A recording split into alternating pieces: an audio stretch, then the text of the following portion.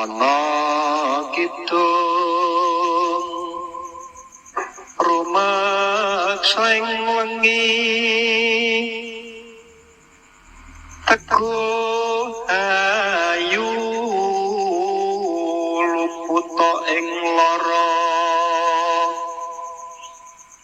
luputa pilai kabeh.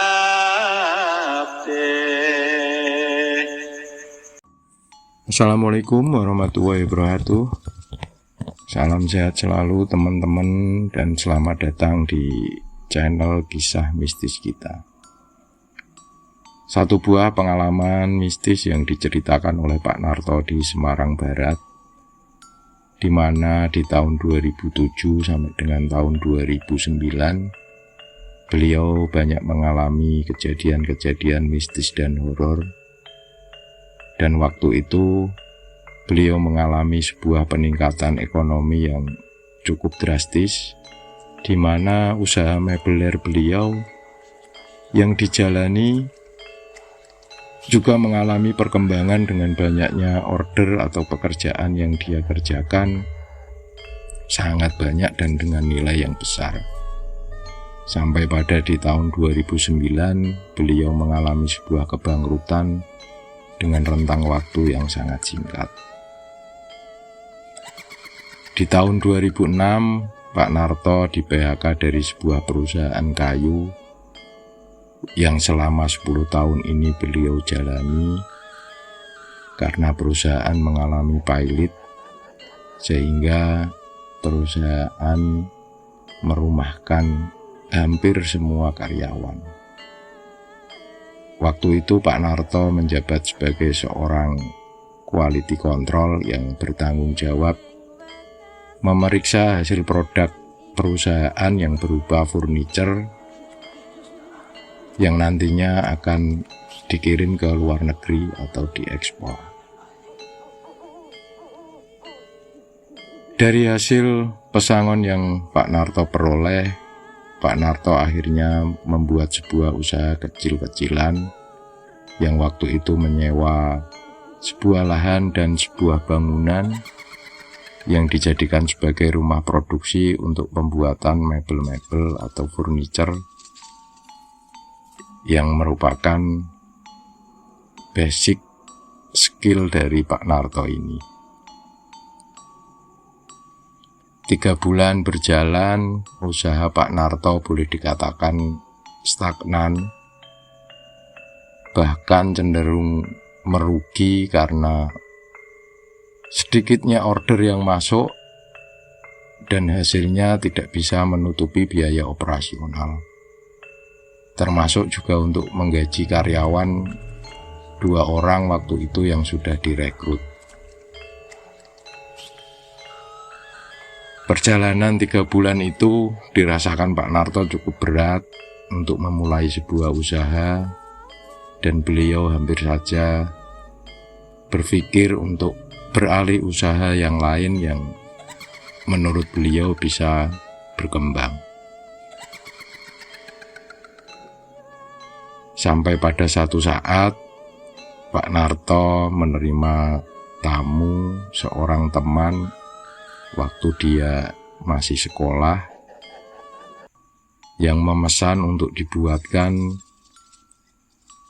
furniture yang nantinya akan digunakan mengisi rumah yang baru dia bangun. Dan dari pertemuan itu, dari percakapan itu, Pak Narto berkeluh kesah dan bercerita tentang usaha beliau yang tidak berkembang, sehingga akhirnya temannya bercerita bahwa kesuksesan yang dia peroleh ini diawali dari sebuah ritual yang dia kerjakan sampai dengan saat ini, melalui seorang paranormal yang berada di wilayah Salatiga yang tidak jauh dari kaki Gunung Merbabu. Singkat cerita, Pak Narto diantar oleh temannya ini ke tempat paranormal Dan dari paranormal inilah Pak Narto mendapatkan sebuah cincin bermata merah yang harus dibayar Pak Narto dengan jumlah tertentu sebagai mahar. Dan dengan syarat setiap Selasa Kliwon Pak Narto harus menyediakan bunga setaman dan juga merendam cincin ini dalam sebuah wadah berisi minyak bunga melati. Di sela-sela perjalanan pulang menuju Semarang, Pak Narto menanyakan kepada temannya apakah barang atau ritual khusus yang disyaratkan paranormal tadi sama dengan apa yang dilakukan oleh temannya. Temannya menjawab, tentu saja ini berbeda karena setiap orang memiliki jodoh masing-masing dengan benda bertuah. Kemudian Pak Narto melanjutkan pertanyaan, apakah nantinya ada ritual tambahan atau tebusan yang lain ketika usaha kita mulai berkembang? Dan temannya hanya tertawa, nanti aja kamu akan tahu sendiri. Dan selama ini itu aman, tidak ada tumbal atau apapun. Pasca 2 minggu kedatangan Pak Narto di tempat paranormal dengan membawa sebuah cincin tadi yang saat itu selalu dipakai Pak Narto ketika berada di tempat kerja, dipakai di jari manis. Keberuntungan seolah-olah mendekati Pak Narto. Tempat usaha beliau yang biasanya sepi dari order, tiba-tiba mulai berdatangan beberapa order dari warga sekitar ataupun dari teman-teman Pak Narto yang lain. Dan hal ini membuat Pak Narto semakin bersemangat untuk meneruskan kembali usahanya yang 3 bulan lalu terasa sepi dan tidak bisa berkembang.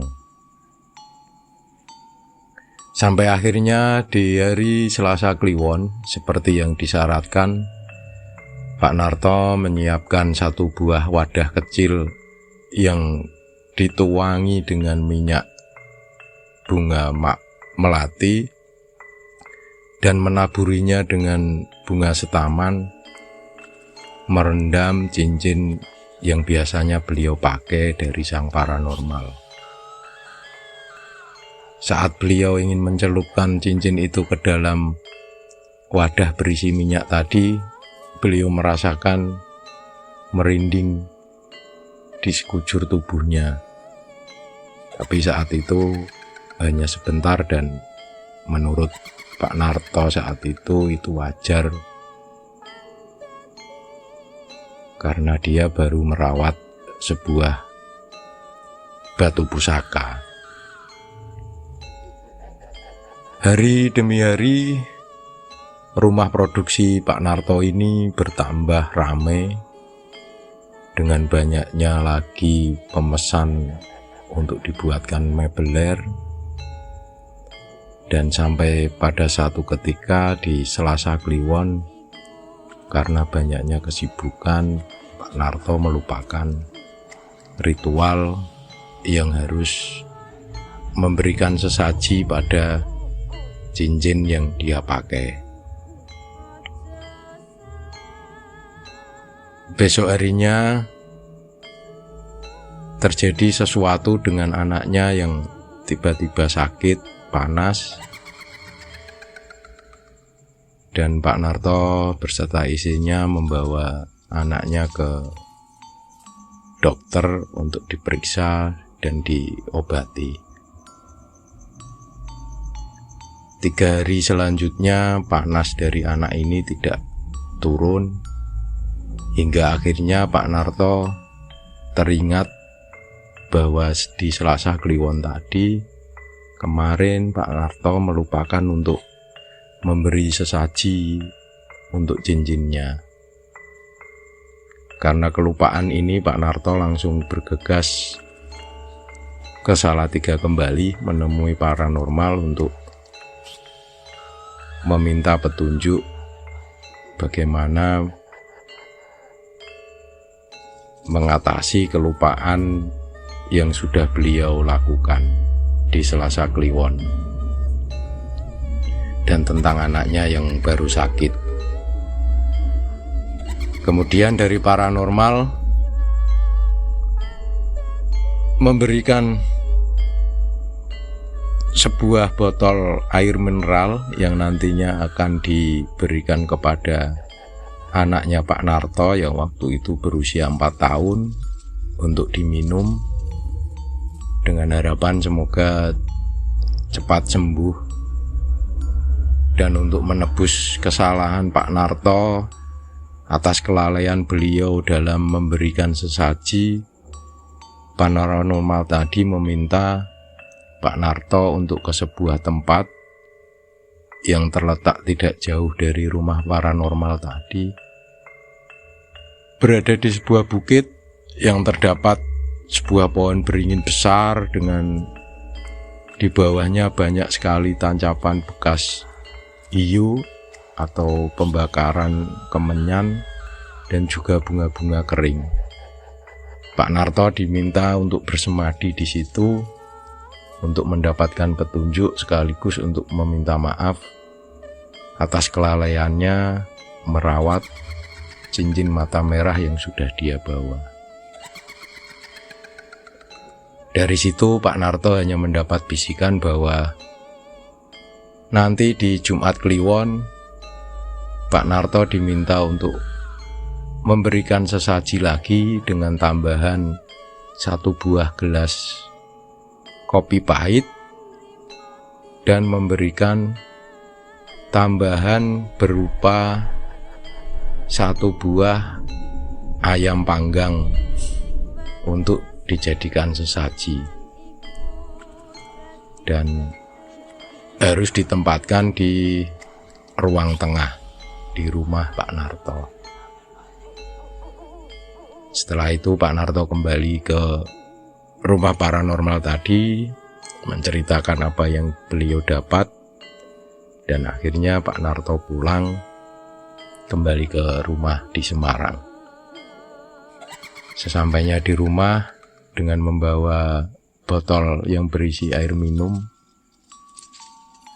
diberikan kepada anaknya, dan tidak beberapa lama anaknya suhu badannya turun dan kembali sehat. Di Jumat Kliwon, karena Pak Narto di sini sudah mulai mempercayai tuah dari cincin batu merah dan sosok yang memberikan bisikan di pohon beringin di dekat rumah paranormal tadi, akhirnya Pak Narto melaksanakan apa yang diminta. Setelah itu semua berjalan normal kembali. Hanya usaha Pak Narto ini makin bertambah besar. Bahkan beliau mendapatkan banyak sekali pekerjaan-pekerjaan yang selama ini di luar pemikiran beliau, seperti mengisi kebutuhan furniture untuk 1 buah hotel, atau bahkan diminta untuk mengisi mebeler di kantor-kantor instansi, dan bahkan ada pesanan-pesanan yang masuk dari luar kota maupun dari luar pulau.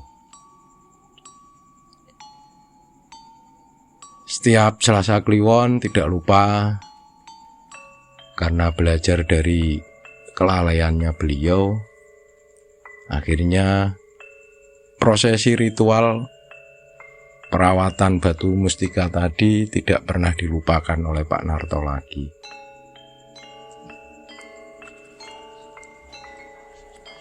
Proyek-proyek berjalan lancar, kehidupan Pak Narto semakin membaik, dan beliau bisa membeli sebuah lahan, juga rumah baru, serta membesarkan lahan yang awalnya disewa sampai beliau bisa membelinya dan meluaskan kembali di tanah-tanah kanan kiri beliau untuk dibeli, sehingga yang tadinya hanya berupa rumah produksi kecil sekarang menjadi sebuah pabrik yang cukup besar. Sebenarnya dari perjalanan Pak Narto di awal, yaitu mulai menginjak bulan ke-7 setelah beliau menerima cincin bertuah tadi,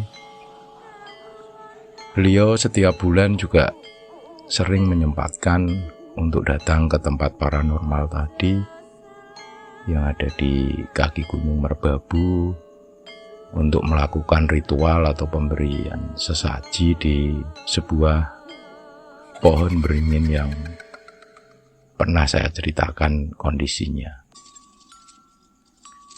Dan dari paranormal itu di bulan ke-7 Pak Narto mendapatkan tawaran jika Pak Narto ingin lebih sukses lagi dalam usaha beliau, disyaratkan untuk Pak Narto yang ketika itu berencana untuk membangun sebuah rumah yang baru, yang lebih besar.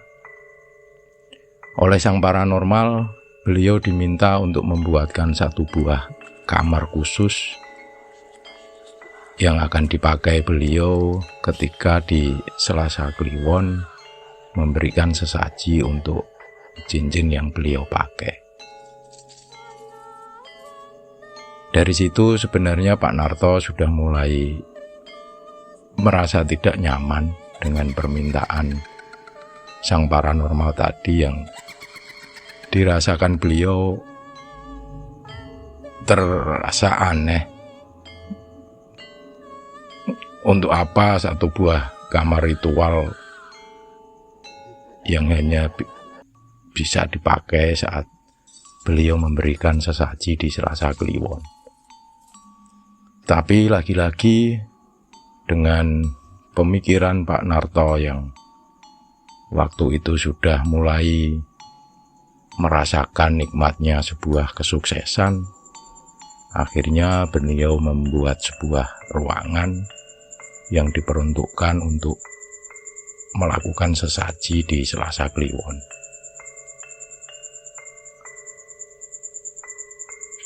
Di 7 bulan ketika Pak Narto sudah mulai menempati rumah pertama yang beliau bangun dari hasil usaha mebler, mulai ada keanehan-keanehan di mana di setiap malam-malam tertentu istrinya, Pak Narto maupun kedua anaknya ini seringkali dilihatkan dengan sosok seorang wanita yang melewati ruang tengah, kemudian masuk ke satu buah ruangan yang waktu itu sama Pak Narto dibuatkan sebuah ruangan kosong yang hanya berisi meja dan satu kursi berukuran 2x2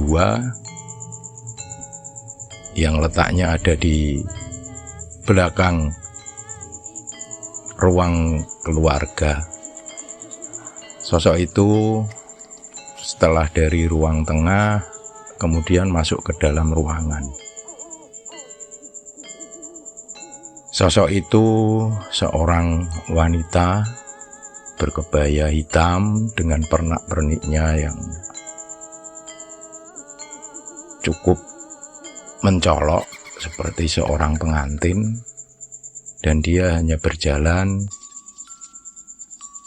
menuju ruang tadi tanpa pernah melakukan kontak dengan penghuni rumah Pak Narto, istri maupun anak-anaknya. 1,5 tahun dengan semua kesuksesan dan kemajuan usaha Pak Narto ini, Di suatu malam di Selasa Kliwon, Pak Narto setelah memberikan sesaji seperti halnya ritual yang biasa beliau kerjakan ini, di dalam kamar Pak Narto sempat melihat sosok wanita berkebaya tadi sedang berada di pojok ruangan di sebelah meja, dan waktu itu perempuan itu hanya diam. Dengan kondisi seperti itu akhirnya Pak Narto segera menyelesaikan ritual beliau dan kemudian kembali ke kamar beliau untuk beristirahat. Di dalam mimpi di tidur tersebut malam itu Pak Narto ditemui sesosok yang biasanya sering lewat dan dilihat oleh anak istrinya Pak Narto. Menemui Pak Narto dan memberikan sebuah syarat yang waktu itu dengan jelas sekali Pak Narto jika ingin memiliki kekayaan yang lebih besar lagi, Pak Narto diminta untuk memberikan anaknya sebagai tumbal untuk kesuksesan beliau. Meskipun itu di dalam mimpi, tapi dalam hati Pak Narto, dengan sadar ataupun tidak, tentunya beliau akan menolak. Dan di mimpi itu juga Pak Narto menolak bahwa apa yang disyaratkan atau yang diminta oleh wanita ini sudah tidak bisa diberikan oleh Pak Narto. Sampai kemudian dalam mimpi itu perempuan itu dengan pelan-pelan mulai dari kepala yang tadinya rambut disanggul itu mulai terurai turun, dan kemudian perubahan dari wajah serta tubuh wanita itu berubah menjadi sosok wanita yang cukup seram dan terlihat sangat menakutkan waktu itu. Pak Narto terbangun dari tidur karena mimpi buruk tadi. Beliau meminum sebuah air dari gelas yang beliau siapkan di samping tempat tidur. Kemudian beliau keluar ke ruang tamu untuk duduk dan merenungkan apa mimpi yang beliau alami tadi. Dan ternyata malam selanjutnya, yaitu malam Rabu, ketika Pak Narto kembali beristirahat, beliau bermimpi lagi dengan penawaran yang sama, tapi dengan sosok yang menyeramkan dan dengan bahasa yang seolah-olah sedang marah kepada Pak Narto. Hari selanjutnya, di hari Kamis, teror kali ini tidak hanya melalui mimpi Pak Narto, tapi sudah mulai merambah ke anak istrinya yang mulai ketakutan karena ada sosok bayangan hitam yang sering mondar-mandir memasuki kamar ritual, dan di dalam kamar itu seringkali terdengar suara kursi yang digeser ataupun meja yang ditarik. Hal ini tentu saja membuat Pak Narto lebih khawatir.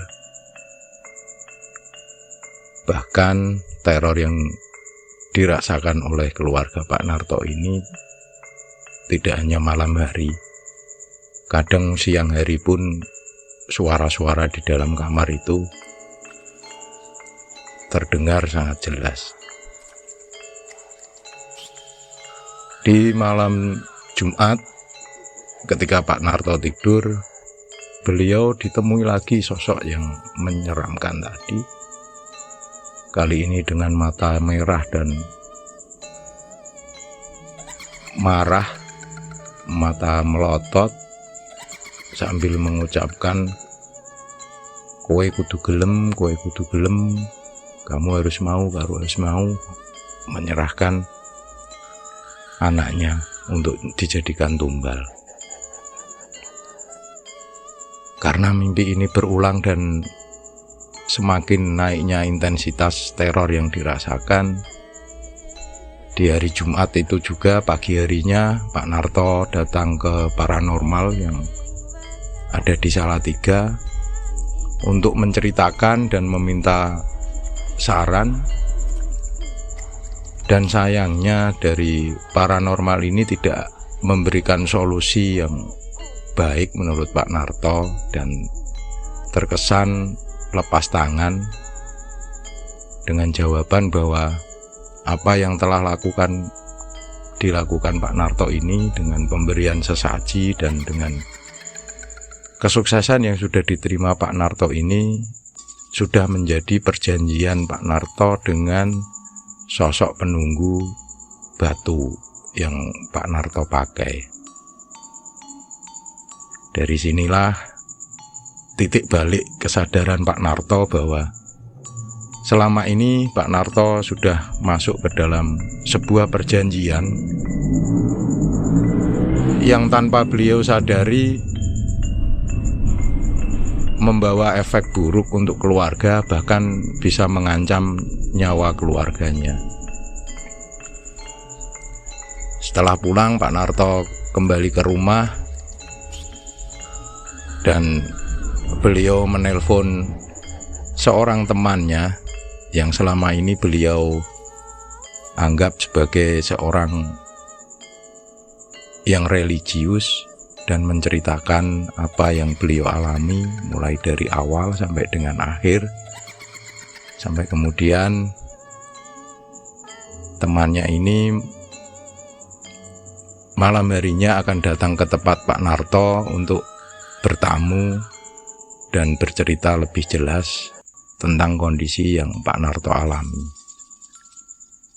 Singkat cerita, malam harinya temannya datang, dan tidak lama, bahkan sebelum temannya ini masuk ke dalam ruang tamu, temannya ini bercerita bahwa apa yang dilakukan Pak Narto ini memang sangat berbahaya karena sudah masuk dalam kategori untuk bersekutu dengan iblis. Biarpun Pak Narto sendiri tanpa sadar, beliau tidak pernah merasa untuk melakukan perjanjian. Dan dari teman inilah Pak Narto disarankan untuk mendatangi guru spiritual temannya tadi yang ada di Kabupaten Kendal, yang waktu itu ada di Boja, untuk bisa mendapatkan sarana untuk memutus perjanjian ini. Dari situlah hari Minggu Pak Narto datang ke tempat guru spiritual, seorang tokoh agama. Dari situ beliau mendapatkan masukan, atau boleh dibilang sebuah perintah, apa yang biasa Pak Narto kerjakan di Selasa Kliwon, di sebuah ruangan yang beliau buatkan khusus tadi untuk tidak dilaksanakan. Dan tokoh spiritual tadi meminta agar cincin yang dipakai Pak Narto ini supaya dikembalikan ke paranormal atau dibuang di laut yang ada di pantai selatan,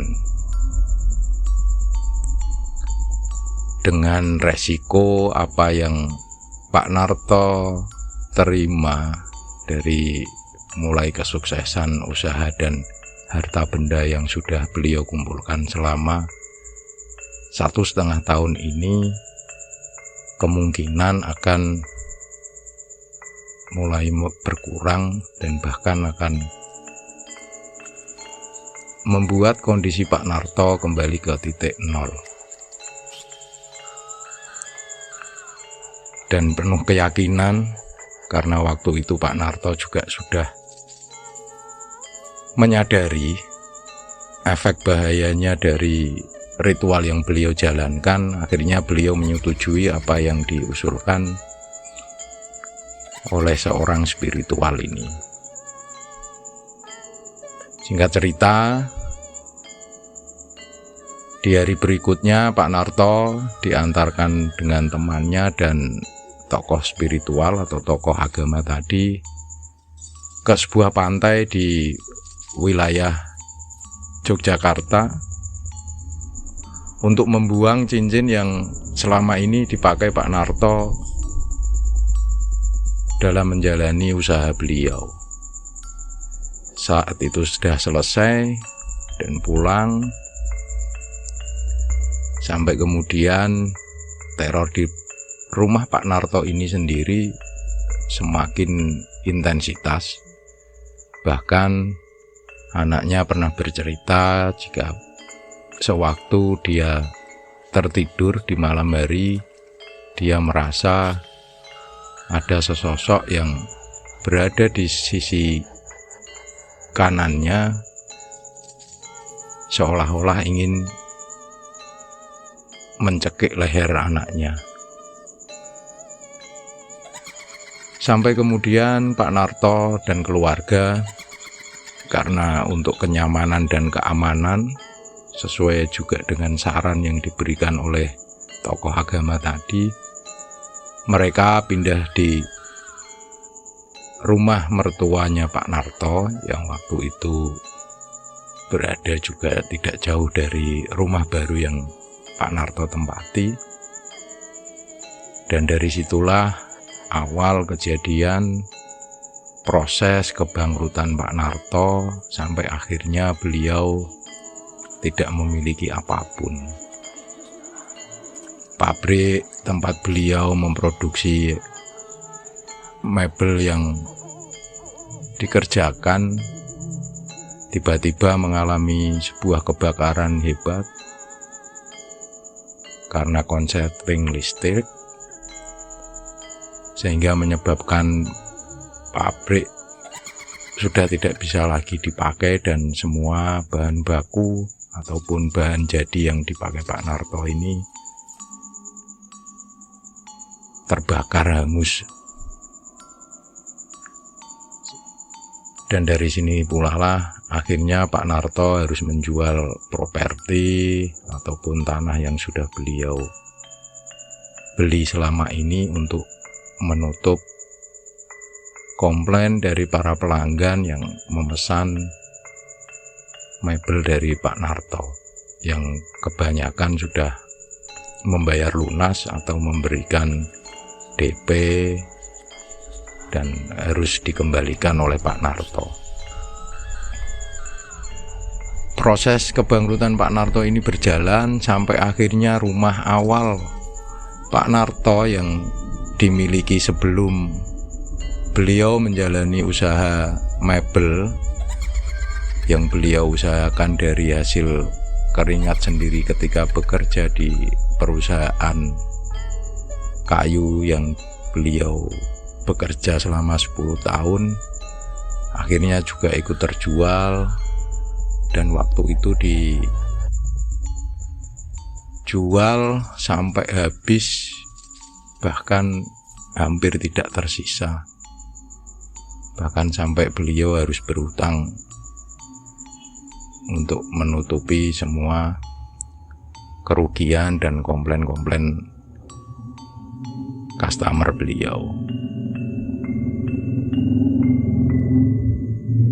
Namun dengan kondisi meskipun sedih dan kecewa, Pak Narto masih bersyukur bahwa keluarganya masih utuh, sehat dan selamat, meskipun beliau harus mengawali semua lagi dari nol atau dari titik terendah. Demikian kisah ini yang diceritakan oleh Pak Narto, yang bagi saya ini sesuatu yang membuka bentuk kesadaran baru tentang sebuah keinginan dalam hal materi yang tentu saja niatnya itu kebaikan, dan dalam perjalanan itu ditumpangi dengan sesuatu yang membawa atau menjebak kita lebih jauh lagi dalam perjanjian yang tentu saja ini sangat merugikan. Bahkan di akhirnya pun tidak ada kebaikan apapun yang tersisa. Mohon maaf bila ada kesalahan dan kekurangan dalam menyampaikan cerita ini. Mohon dukungannya untuk berkembangnya channel kisah mistis ini, dan semoga bisa menjadi hiburan dan bisa menemani teman-teman beraktivitas. Sekian dari saya. Wassalamualaikum warahmatullahi wabarakatuh. Saking loro pan samya bali, sakeh ngomong pan sami mirudo, welas asih pandulu